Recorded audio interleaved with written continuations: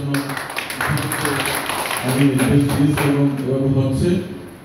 এবং দৈনিক গণসংযোগ পত্রিকায় যারা আছেন আসলে সবার ব্যাপারে আমার জানা ছিল না, কিন্তু এখানে এসে আমি দেখি মুগ্ধ হয়েছি, যাদের অনেককে আমি আগে থেকে চিনি এবং আমার বিশ্বাস তাদের কলম সৈনিক হিসেবে দক্ষতা এবং যোগ্যতা রয়েছে এবং তারা আমাদের এই সমাজের সঠিক চিত্রকে তাদের কলমের মধ্য দিয়ে পত্রিকার পাতায় তারা আনতে পারবেন, তুলে ধরতে পারবেন, এটা আমার বিশ্বাস হয়েছে।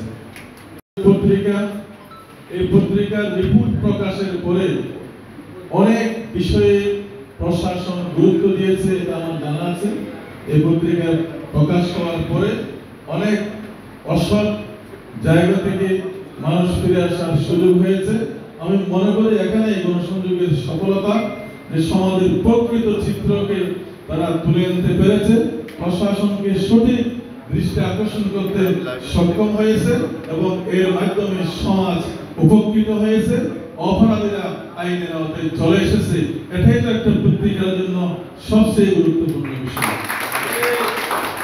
অতীতে আমরা অনেক সমস্যা দেখেছি, সাংবাদিকদের কণ্ঠ রোধ করা হয়েছে, কলম সৈনিকদের কলমকে তারা স্তব্ধ করেছে এবং আইনের অপপ্রয়োগ করে তাদেরকে নানাভাবে হয়রানি করেছে।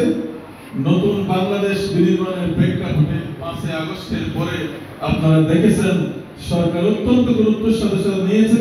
ইতিমধ্যে সে আইনের সংশোধন করা হয়েছে। আগামীতে আমি মনে করি মত প্রকাশের স্বাধীনতা, সাংবাদিকদের স্বাধীনতা আরো নিশ্চিত হবে, তাদের কাজের পরিধি আরো মসৃণ হবে এবং তারা আরো সাহসিকতার সাথে, যোগ্যতার সাথে তাদের দায়িত্ব তারা পালন করতে পারবে ইনশাআল্লাহ।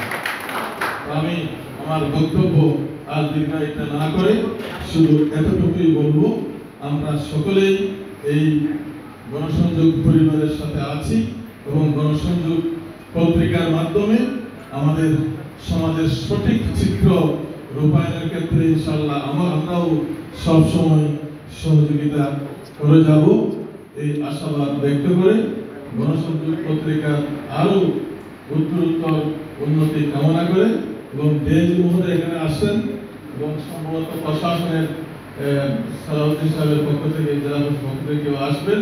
আমি সকলের কাছে আহ্বান জানাবো, সত্য প্রকাশে গণসংযোগের এই প্রয়াসকে যেন আমরা সবাই মিলে উৎসাহিত করি, তারা যেন সামনে এগিয়ে যেতে পারেন, এই আশাবাদ ব্যক্ত করে সবাইকে ধন্যবাদ জানিয়ে আমার বক্তব্য এখানে শেষ করলাম। আসসালামু আলাইকুম।